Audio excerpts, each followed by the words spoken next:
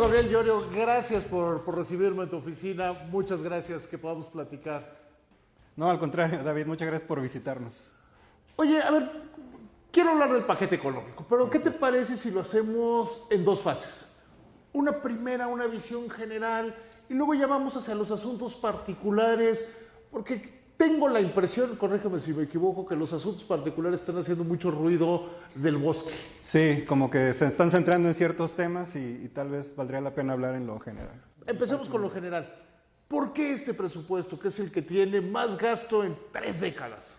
Bueno, es el último programa económico, ¿no?, que presenta esta administración, y yo creo que en este programa convergen varios objetivos. Número uno, los compromisos del presidente de acabar todas las obras en su periodo y no dejar una herencia de obras no terminadas a la siguiente administración, y eso es por varias razones, no solamente creo yo por un compromiso político, sino que dejar obras no terminadas a la siguiente administración puede generar presiones financieras.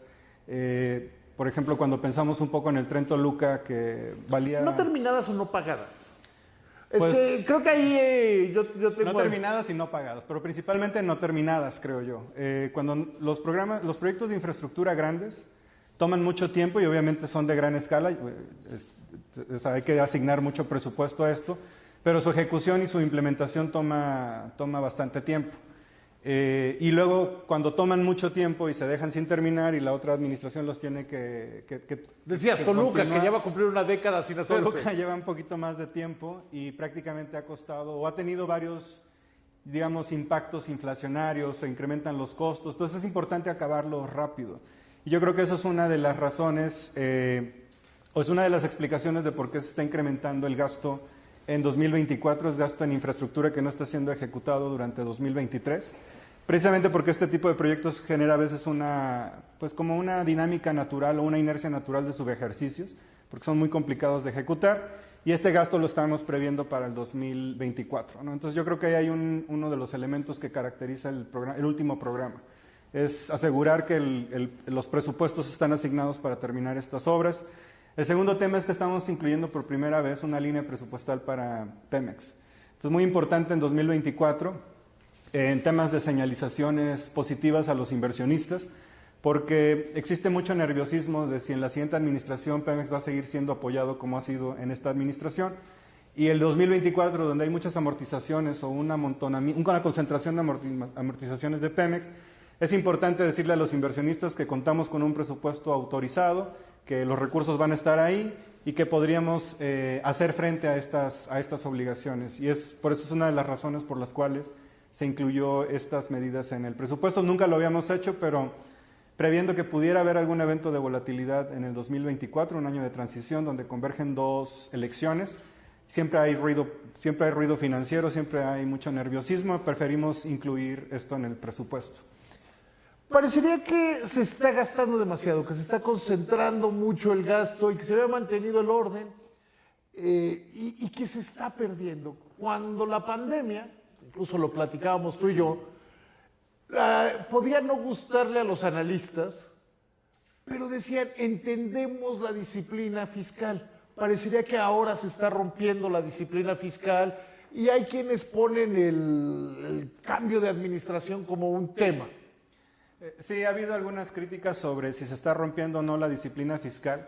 En la mayor parte de es un poco un tema técnico, es cuando se mide la sostenibilidad fiscal se mide con la deuda como porcentaje del Producto Interno Bruto. Y prácticamente en México, durante esta administración tomamos una decisión que fue mantener la deuda como porcentaje del PIB estable o en una senda, una senda que decrece. Ajá. ¿No? La recibimos en 45 puntos del PIB. En 2018, en 2019 la logramos mantener en 45 puntos del PIB, pero el impacto de COVID la subió a 52, aun cuando por la caída del Producto Interno Bruto en el cociente y sobre todo también con el impacto del tipo de cambio, ¿no? El dólar pasó a 25 pesos por dólar, y eso generó un efecto de evaluación que incrementó la deuda como porcentaje del producto sin necesidad de haber emitido más deuda en los mercados. A partir del impacto de COVID la hemos venido disminuyendo. Entonces, el programa económico 2024 va a mantener la deuda como porcentaje del PIB en 48.8. La economía ahora es muchísimo más grande y obviamente puede soportar ese nivel de deuda y por eso no se considera que esté en una senda que no esté en una senda de sostenibilidad. Y eso lo hemos cuidado y lo vamos a seguir cuidando y esa es un poco la decisión que está plasmada en el déficit 2024, el último programa económico, está en una senda de sostenibilidad y al mismo tiempo nos permite pues asegurar que existen los recursos para acabar las obras, ¿no? Pero hay quien te puede decir, pero es el déficit más alto en 30 años, están pagando una cuenta que el siguiente gobierno va a ser muy pesada. Hay quien dice, primero pasamos de las crisis de fin de sexenio a 94, 95 de crisis de principio de sexenio. ¿No será que 20 años después se repiten las cosas? No, bueno, la economía hace 20 años era muy diferente a como es ahora. Antes había un tipo de cambio fijo, ¿no? que tenía requería mucho uso de balances. En esta ocasión, el tipo de cambio es flexible y entonces ese tipo de desequilibrios no se acumulan. México no ha tenido un choque, digamos, una crisis generada en el interior, casi todos han sido choques externos. Y el nivel de endeudamiento, digamos, va creciendo conforme crece la economía, crece también por efectos de inflación. El mismo argumento serviría para argumentar que también la economía es más grande, por eso se mide como un ratio, ¿no? La economía mexicana en este momento tiene vale cerca de 34 mil millones de pesos. Sería un poco tramposo también de mi parte decir que es un histórico económico, porque siempre va creciendo y va subiendo. Sí, pero lo que pasa es que ese es el problema, ya entraremos a la parte puntual, que hay que ver un bosque completo, digamos, ¿no? Exactamente. Porque además las cifras son como las quieras agarrar. Las cifras yo creo, por eso es importante ponerlo como un porcentaje de la economía, y la economía en este momento vale 34 mil millones, una de las economías más grandes, y puede soportar este nivel de endeudamiento. Si comparamos con otros países que han tomado mayores niveles de endeudamiento, México va a seguir siendo uno de los países con el menor nivel, comparado con Latinoamérica, comparado también con países emergentes, y yo creo que hacia la siguiente administración el reto no va a estar en equilibrar los agregados fiscales. Yo creo que en la medida en la que la siguiente administración quiera reflexionar sobre acciones por el lado de los ingresos y más bien tocar tal vez las estructuras fiscales en términos de progresividad, esas son decisiones que ellos podrán tomar con calma. O sea, tú dirías que el próximo gobierno, sea cual sea, tendría que pensar, obtener hasta en los primeros puntos de sus prioridades en una reforma fiscal. Yo lo que creo es que van a tener el tiempo suficiente para poder pensar qué quieren hacer y no necesariamente arrancar el año haciendo una reforma fiscal. Las finanzas van a estar en orden, en una senda de sostenibilidad, pero creo que obviamente hay áreas de oportunidad que en esta administración prácticamente el presidente decidió no hacer ninguna modificación en las estructuras fiscales, pero hay retos claramente, hay áreas de oportunidad en la recaudación subnacional, hay áreas de oportunidad todos sabemos y siempre estamos hablando de la potencial reto asociado a las pensiones. También creo que es muy importante, o hay áreas de oportunidad en las estructuras progresivas en México. Digamos, todavía se puede ser más progresivo, o sea, que paguen tal vez más las personas con mayores ingresos y menos los de menores ingresos. Esas son áreas de oportunidad que siempre han existido, no se han corregido y en esta administración no los abordamos. Tal vez la siguiente administración quiere pensar un poco sobre eso, pero el mensaje que estoy queriendo dejar es que no lo van a tener que hacer con la urgencia de una crisis o de una presión en finanzas públicas. O sea, que no van a dejar la economía con alfileres. No, por supuesto que no. La economía tiene fundamentales económicos sólidos, tiene 200 mil millones de dólares en reservas, un sistema financiero muy capitalizado, de hecho más allá de lo que usualmente requiere o sugiere, por ejemplo, las reglas de Basilea. Yo casi diría que es el más capitalizado del mundo y afortunadamente. Es el más capitalizado, tiene niveles récords de utilidades, a las empresas les está yendo muy bien en términos también de utilidades y de rentabilidad y de hecho tenemos de los menores niveles de endeudamiento en el sector privado, entonces hay mucho margen de maniobra en la economía para crecer, para financiar ese crecimiento y prácticamente nosotros lo que querríamos es que las finanzas públicas cierren en orden, sin ninguna presión de reformas fiscales y con la deuda por debajo del 50%, que fue lo que siempre establecimos con las agencias calificadoras y con los inversionistas. Siempre les dijimos que después de COVID íbamos a tratar de mantener la deuda en 50 o abajo. Y el programa económico 2024, el último de esta administración, la va a mantener en 48.8. ¿por qué el dejar pagadas las obras? ¿Por qué el cubrir el pago total y hacer, vamos a pagar todo de una vez, si quizá podrían pasar cosas como que se retrasen las obras, que haya sobrecostos? ¿Por qué hacerlo así? Bueno, número uno, siempre cuando toman más tiempo hay sobrecostos y eso es importante entonces terminarlas rápido. También dejarlas pagadas significa, yo creo, cerrar o concluir una fase de inversión, que si lo ponemos un poco ya en perspectiva transaccional, esta administración se dedicó a construir obras de infraestructura y cada obra de infraestructura va a tener, digamos, un impacto en el gasto corriente porque esa infraestructura se tiene que operar. Entonces, si se construye un hospital, luego tenemos que contratar doctores, doctoras, enfermeros y enfermeras. Entonces, cada inversión de infraestructura es importante ya pagarla, terminar la parte de inversión para poder entrar a la siguiente fase, que es la de operación o implementación. Si fuéramos una empresa, se dividiría entre CAPEX y OPEX, ¿no? Y usualmente el OPEX, que es la operación, pues va subiendo, va a ir incrementándose con el tiempo porque hay que operar esta infraestructura. Y yo creo que esta administración en 2024, el objetivo es acelerar lo más que se pueda, terminar pues lo que sería con el CAPEX, ¿no?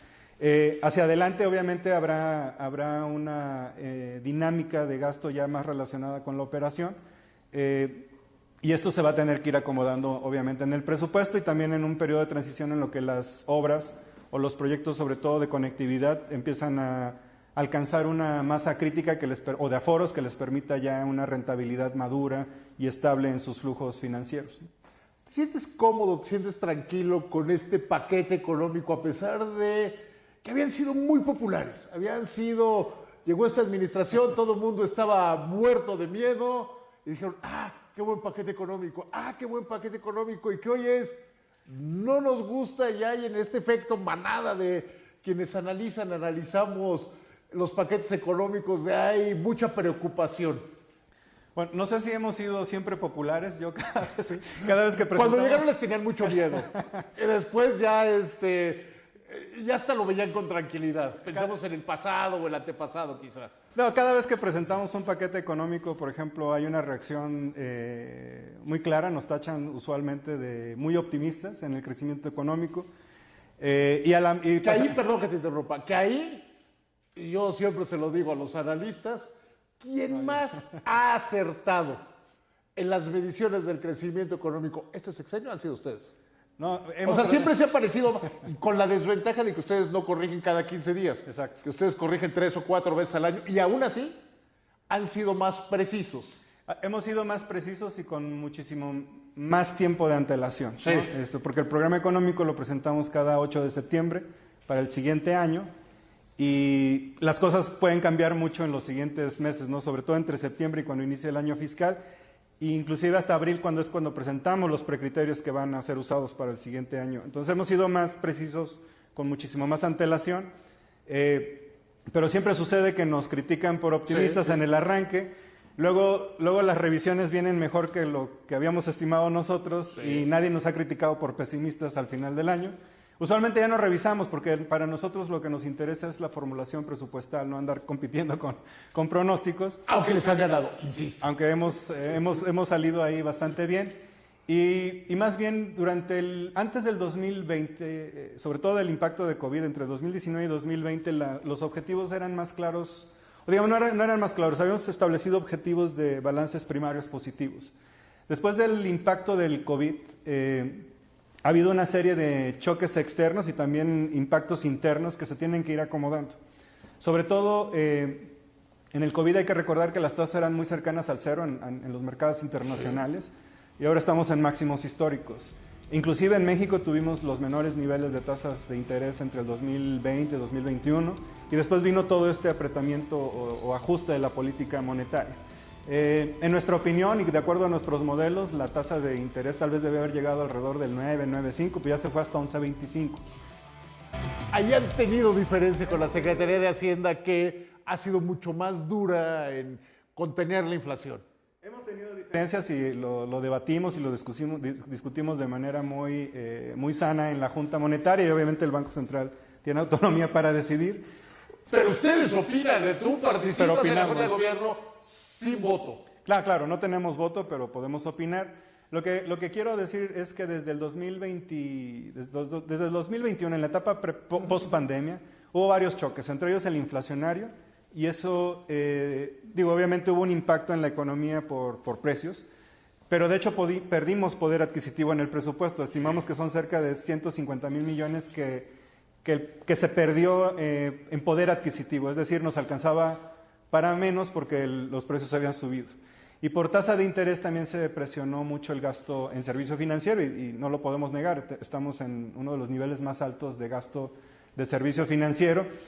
Pero cuando sumamos todos estos efectos desde el 2021 hasta el 2023, sí tenemos un impacto importante, no en la recaudación, sino en el manejo, en el flujo financiero del gobierno. Entonces creo que esto es muy importante porque aunque es muy técnico, es un manejo de tesorería, es un impacto en tesorería que tenemos que ir previendo y hacia el 2024 es importante recuperar esos flujos. No es más recaudación, en realidad es, por ejemplo, cuando colocamos un bono en el mercado, los bonos tienen un precio de 100 pesos por bono, por certificado, y se cobra el interés por adelantado, entonces nos dan, no sé, 96, 97, se quita el descuento de la tasa de interés, pues a mayor tasa de interés es mayor el descuento, recibimos menos flujo por cada emisión que hacemos en los mercados. Entonces ha habido varios impactos, el impacto inflacionario, el impacto de tasas de interés, que si bien no tenemos ahora un problema de liquidez en la tesorería, es importante irlo restituyendo, sobre todo pensando que el 2024, pues prácticamente es la conclusión de esta administración y tratar de dejarle la mayor liquidez posible a la siguiente administración. Es una de las razones por las cuales estamos incrementando el déficit y la deuda. Para nosotros, este incremento es de una sola vez, no es un déficit estructural que se va a mantener en el tiempo.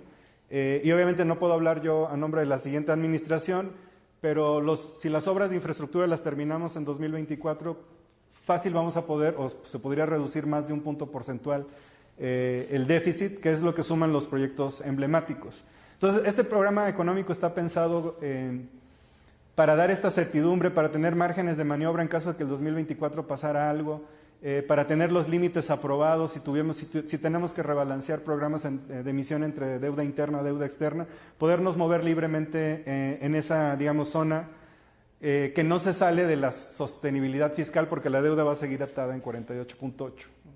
Ahora, si te parece bien, hablamos de árboles. Sí, hablamos de árboles. Hay quien dice, ¿por qué aumentar tu capacidad de deuda en un momento de tasas históricamente altas? Bueno, las tasas se mueven en un ciclo y digamos, las tasas altas impactan solo la deuda nueva.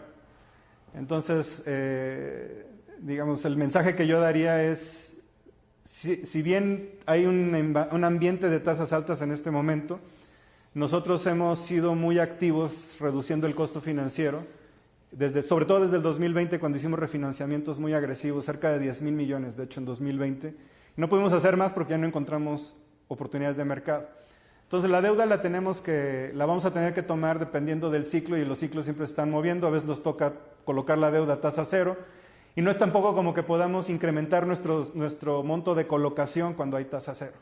Por ejemplo, ¿no? Y además ya llegamos a un punto de que lo más probable es que las tasas comiencen a disminuir. Es lo más probable, no sabemos cuándo los bancos centrales han señalizado que se va a mantener. Que no pronto, pero están hablando de este año, quizá a principios del próximo. Quizá el siguiente año puedan empezar a bajar, es lo que han señalizado. Nosotros creemos que ya hay momentos. Sí, pero ya estamos cerca de... Exacto, estamos... No es diciembre o abril, no es, en términos de tasas, no es gran diferencia ya. Digamos, ya estamos en el punto máximo de las tasas, lo que viene ahora en realidad vendría un ajuste a la baja en las tasas. Y si esto empieza a suceder a finales de este año, tal vez a principios de este año, la deuda nueva ya va a tener nuevas tasas de interés.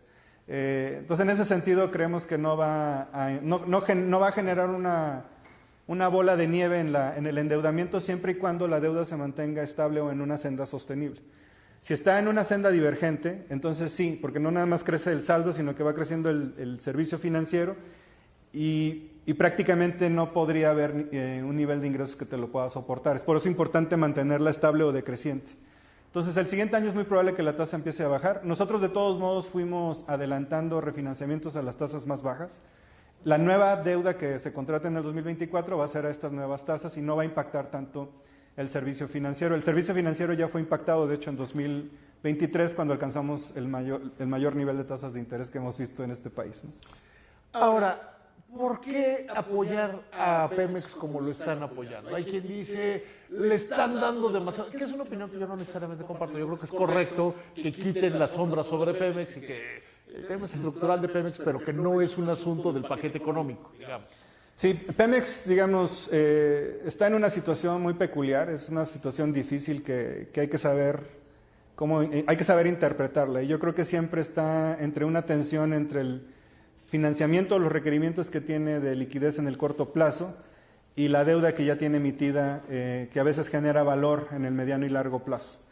Entonces, cuando hemos querido apoyar a Pemex en los años anteriores, mejor dicho, cuando lo apoyamos, siempre tenemos ya como un conjunto de herramientas que usamos, ¿no? Les podemos reducir el derecho de utilidad compartida o la carga fiscal.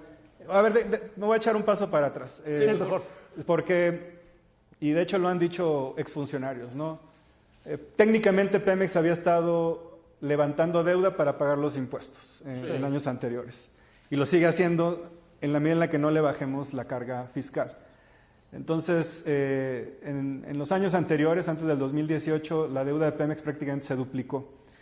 Pero la producción no se duplicó y la inversión privada no terminó de acelerarse al grado de poder sustituir la inversión de Pemex. Entonces, digamos, aunque la deuda subiera, si tú hubieras podido subir los ingresos de manera acelerada y sustituir las inversiones públicas por privadas, habría hecho sentido y entonces Pemex no estaría en la situación en la que está. Pero la deuda se fue, su producción cayó y la producción privada no logró sustituir con esa rapidez. Entonces, en este momento la empresa no tiene un flujo de efectivo estable que le permita afrontar su deuda. Entonces, habíamos hecho una serie de acciones de manera muy estratégica, le reducíamos el derecho de utilidad compartido, tal vez le permitíamos pagar 15 días después, eso era para nosotros es un manejo de tesorería y para ellos también. No perdemos recaudación, nada más le dejamos pagar otros días y que pasen las fechas críticas. Hacíamos inyecciones de capital y a veces íbamos también a los mercados juntos. Con estas inyecciones de capital subastábamos el efectivo y generábamos una dinámica de refinanciamiento. Entonces intercambiábamos una parte de la deuda, la mandábamos a más largo plazo y reducíamos la presión en el corto plazo. Pero la empresa tiene una dinámica en la que siempre tiene esta tensión, necesita el dinero en el corto plazo. Y para nosotros en la Secretaría de Hacienda hacía mucho sentido tratar de capturar valor en el mediano y largo plazo de la curva de Pemex, porque los precios habían bajado, entonces era una deuda barata para recomprar y ahí era donde más se capta valor, pero en realidad la empresa lo necesita ahora. Entonces, ¿cómo conjugas estas dos situaciones que tienen mucha tensión en el corto plazo, en el día a día, en el año fiscal? Lo hemos venido, yo creo llevando de muy buena manera en los años anteriores. Pero yo creo que el 2024 no es un año donde nos tengamos que arriesgar a que el mercado esté ahí para poder hacer este tipo de transacciones.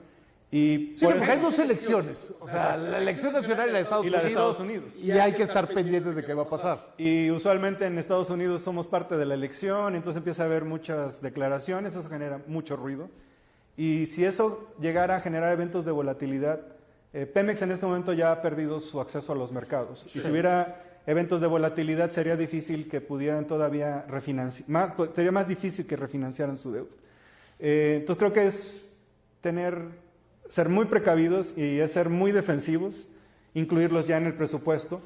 Y esa fue una decisión que se discutió mucho internamente, pero que pensamos que al estar en el presupuesto y si los diputados y diputadas tienen a bien aprobar el paquete, prácticamente tendríamos esos recursos asegurados y Pemex puede cumplir con sus obligaciones independientemente de lo que pase. Era poco más, poco menos lo que pedían las calificadoras y pedía el mercado. Garanticen los que nos van a pagar. Ahorita que estabas hablando recordaba a un presidente de banco que me dijo, pues es muy sencillo, que si me paga el gobierno yo voy a estar feliz prestándoles, porque no hay esta creencia en Pemex, pero sí en el gobierno, ¿no? Sí, y siempre se ha hablado de la garantía implícita, ¿no? Sí. Es un poco que el gobierno siempre está atrás de Pemex, eso lo leen mucho los inversionistas y por eso... Sí, pero ahora es explícita, o sea, es una garantía explícita. Y ahora aunque no es explícita porque no estamos dando una garantía sobre toda la deuda, pero ya al incluirlo, tiene este efecto, al incluirlo en el presupuesto, de ser explícito. Y de hecho, yo creo que esta administración ha sido la administración que más compromiso ha tenido con Pemex, que más la ha apoyado. Hemos sido criticados por eso, pero al mismo tiempo también es importante entender el contexto de Pemex en los mercados internacionales y el ruido que puede generar. Yo recuerdo muy bien al inicio de esta administración, México tenía por ejemplo, un diferencial de tasas de interés mayor que otros países con peor calificación, y es precisamente por la contingencia fiscal que genera la empresa sobre las finanzas, sobre el soberano, ¿no? Entonces creo que es muy importante porque en el 2018 el diferencial de tasas que pagaba Pemex era como de 100 puntos base, ahora es casi 500. Esto prácticamente no nada más es caro ir al mercado, en realidad no hay mucho acceso. Y poner una línea presupuestal, de hecho, eleva el nivel de compromiso, que era un poquito lo que nos criticaban antes, como de, sí, siempre dicen que van a estar ahí, pero queremos ver cosas más tangibles. Sí, queremos que estén. Entonces, ahora lo incluimos, pero... Que se conviertan en acciones. Ahora lo hemos metido, pero de todos modos, bueno, hay algunas críticas. Nosotros creemos que es lo más conveniente. Los inversionistas de Pemex y del gobierno mexicano les pareció una muy buena medida. No nos han expresado inconformidad sobre eso. Y prácticamente con esto estaríamos cubriendo casi la mayor parte de los vencimientos que tendría la empresa en 2024. Si hubiera algún evento de volatilidad, ahí están los recursos y estarían, digamos, autorizados. Esto es más transparente no solamente para los inversionistas de Pemex, sino también para los inversionistas del gobierno federal. Y sobre todo cuando emitimos deuda sostenible, deuda que está catalogada en principios de sostenibilidad, es importante poder decirles esta línea está excluida de los bonos que estamos llevando al mercado. Entonces da más transparencia, da más certidumbre y así está pensado el programa. Pueden emitir bonos sostenibles y bonos convencionales, por llamarlo. No, tradicionales, dijiste bien. Digamos, tradicionales y sostenibles, y los inversionistas sabrían que en sus bonos sostenibles no estarían incluidas las líneas presupuestales de Pemex. Ahora, hay quien dice que, hoy es más o menos el consenso de los analistas, que este paquete económico está diseñado para ganar una elección y no para administrar un país. A mí eso no me parece correcto. Los programas sociales en esta administración se convirtieron en universales. Entonces, cualquier persona los puede pedir, de hecho están en la Constitución, entonces es un derecho. Y cuando una persona tiene un derecho, lo puede solicitar, lo puede pedir, y el gobierno tiene la obligación de dárselo. Entonces eso le quita un poco este carácter como de solamente le doy a las personas que votan, etcétera, ¿no? Creo que volver los programas universales, y ha habido quien critica que sean universales porque a veces pareciera que personas o individuos con mayores niveles de ingresos también pueden acceder, pero es una decisión que tomó el presidente, que tomó la administración, hacerlos universales, derechos, y que creo que han tenido resultados muy claros. La reducción de la pobreza que marcó o que se plasmó en la encuesta nacional de ingreso-gasto 2022, 5.1 personas saliendo de la pobreza. Creo que es un poco el resultado no solamente de los programas sociales, sino también de las reformas laborales que realizó el gobierno. Eliminar el outsourcing y sacrificar los derechos de los trabajadores a favor de una supuesta productividad de las empresas, creo que era un error y en realidad iba en detrimento de las personas. El incremento del salario mínimo, la administración se marcó como objetivo duplicar el salario. Y también la ley la del outsourcing, ¿no? La del salario mínimo, y la reforma de pensiones. Creo que son lo que han incrementado además también o facilitado que las personas en México tengan mayores ingresos, y eso se vio reflejado en la encuesta ingreso-gasto, y es universal. Y la universalidad fue lo que logró que la inequidad bajara. Una cosa es sacar a personas de la pobreza y la otra cosa es que la igualdad mejorara. ¿La igualdad va a ir empujando a las empresas a adaptar estas? O sea, las empresas que operan globalmente o que son proveedores y clientes de empresas globales, son empujados necesariamente, ¿no? Totalmente, y traen prácticas internacionales, y creemos que es más importante cuando las empresas de manera voluntaria toman el compromiso, el sector financiero, y en la estrategia, y por eso lo estamos llamando un documento guía, no es un documento para consulta, y que de hecho estamos poniendo a consulta. Es decir, queremos recibir la retroalimentación. Sí, hoy plantearon una línea y a ver para dónde va. Exacto. Pero creo que es muy interesante porque concentra casi, mejor dicho, todas las iniciativas que hemos venido haciendo desde la Secretaría de Hacienda, como la emisión de bonos sustentables, la emisión también de bonos por parte de la Banca de Desarrollo, los corporativos privados que han venido emitiendo también. Entonces, digamos, México ya había hecho como muchas cosas en términos de sostenibilidad o de cambio climático. Nosotros en esta administración a eso que ya se había construido en cambio climático se le agregó la parte social, y ahora hablamos de sostenibilidad en los dos sentidos, política verde y social. Sí. Pero lo más importante es que la estrategia concentra digamos, todas las acciones y todas las iniciativas que hemos ido haciendo hasta este momento y sobre todo las que hemos hecho en esta administración. Y el potencial de esa capacidad que tenemos actualmente en el país nos va a permitir, si hacemos lo que está ahí todos, cerrar la brecha de financiamiento que necesitamos para atender todos los retos de sostenibilidad. ¿Qué tan grande es hoy la brecha de financiamiento Pues mira, sostenibilidad? Es muy grande, necesitamos casi 7 puntos del PIB y la brecha, esa es la brecha. Y las herramientas y todas las soluciones que tenemos actualmente nos permite un poquito estar arriba de lo que necesitamos. Entonces, si todos, la invitación hoy fue no nada más a ponerla en consulta, sino a sumarnos a este esfuerzo. Como país, no, digamos, la Secretaría de Hacienda lo hemos empujado, pero en realidad lo hemos ido construyendo con todo el sector financiero. Sí, han sido como la bandera, pero han ido trayendo al sector. Sí, hemos sumado a muchos actores. Nos ha ayudado la Banca de Desarrollo Internacional, nos han ayudado todos los gremios financieros, hoy estuvieron presentes.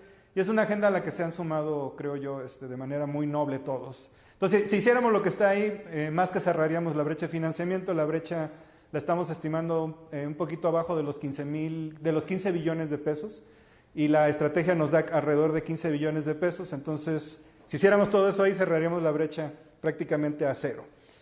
Si no, nos vamos a quedar un corto y todo, pero más bien lo que queremos es que se empiece a echar a andar. Pero además ven el camino, ¿no? O sea, se empieza a movilizar. Creo que lo importante, desde donde yo lo veo, que lo importante de la estrategia es que empieza a ser un movimiento ordenado. No, y la palabra clave es movilización. De hecho, la estrategia es una estrategia para la movilización del financiamiento. Quiere decir que no nada más vamos a movilizar recursos públicos, sino a movilizar todos los recursos de nuestra economía. Sí, y que hay un camino. Exacto. O sea, yo sí creo que cuando puedes tener la buena intención, pero si no tienes una ruta, pues no sopla buen viento nunca. Y metas claras también. Entonces hemos definido que esta estrategia nos puede dar metas claras en 8 años. No pretendemos heredar algo a la siguiente administración, pero creemos que marca una ruta de trabajo, una ruta a seguir y con herramientas muy claras y con métricas muy claras. Entonces, hay pocas estrategias como la que se publicó el día de hoy en México, la que hemos venido promoviendo, que cumplan, digamos, con todos estos elementos. No solamente concentrar a todos los sectores, sino establecer metas de financiamiento para cada uno de ellos. Y en ese sentido, lo que vamos a querer es que nuestro sistema financiero sea cada vez más verde, ¿no? Más sostenible.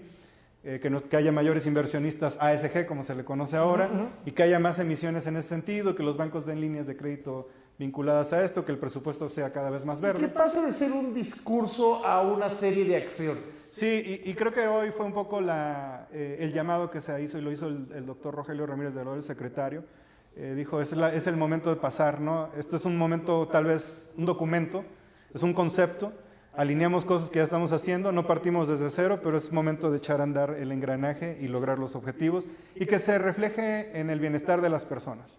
Digamos, si no logramos que las personas se beneficien de una economía baja en carbono, una economía más incluyente, no habremos logrado nada, ¿no? Entonces necesitamos movernos en ese sentido y la estrategia, pues queremos que ayude a eso y que contribuya de manera importante a alcanzar esos objetivos de sostenibilidad. Querido Gabriel, te agradezco muchísimo la plática. Al contrario, David, muchas gracias. Hasta luego.